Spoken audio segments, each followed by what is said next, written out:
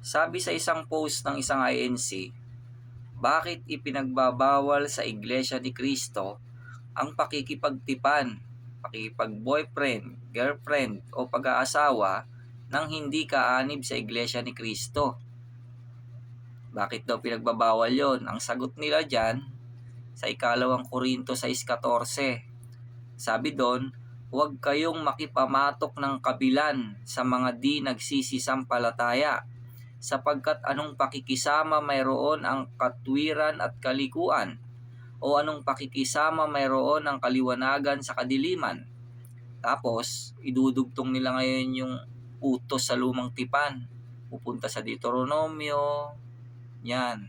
Utos yan sa Israel, sa lumang tipan yan eh. Samantalang yung 2 Korinto 6:14, utos yan sa Kristiyano. Yan ang batayan nila. Sa English nun, be ye not unequally yoked. Ang sagot ko naman, mga INC, yun bang pakikipamatok ay pakikipag-boyfriend, girlfriend o asawa ba yun? Are you sure? First of all, for your information, ang sinulatan ni San Pablo dyan sa talatang ginagamit nyong batayan ng inyong maling paniniwala ay ang iglesia ng Diyos na nasa Korinto. Hindi po iglesia ni Cristo ang nakasulat dyan. Huwag po ninyong ibahin ang nakasulat at maging assuming. Huwag po. Don't. Basa.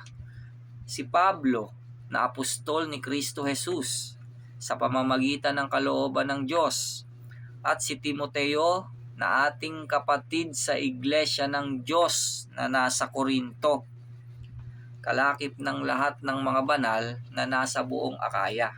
2 Korinto 1:1.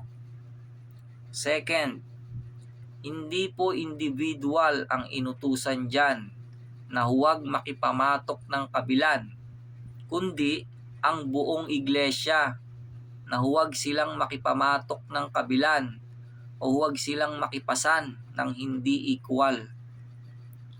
Kaya hindi po pag-aasawa ang kahulugan niyan.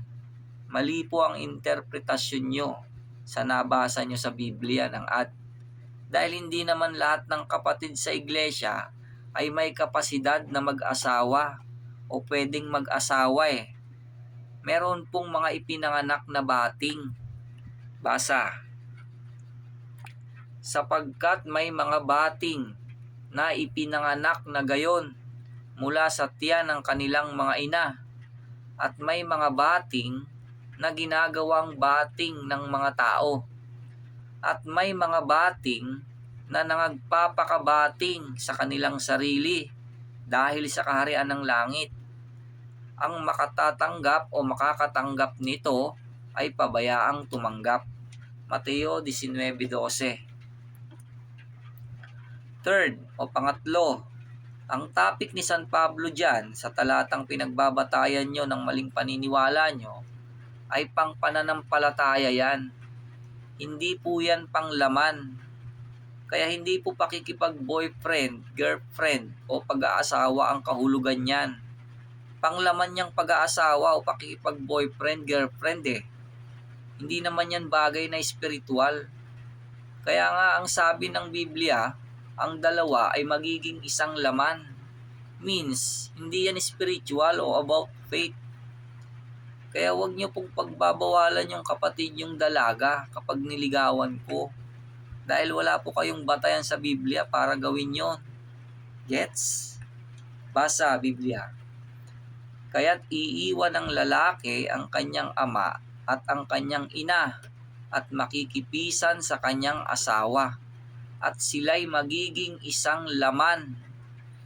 Genesis 2:24. Dahil dito'y iiwan ng lalaki ang kanyang ama at ina at makikisama sa kanyang asawa, at ang dalawa ay magiging isang laman. Efeso 5:31. Kaya nga, hindi na sila dalawa, kundi isang laman. Ang pinapagsama nga ng Diyos ay huwag papaghiwalayin ng tao. Mateo 19:6.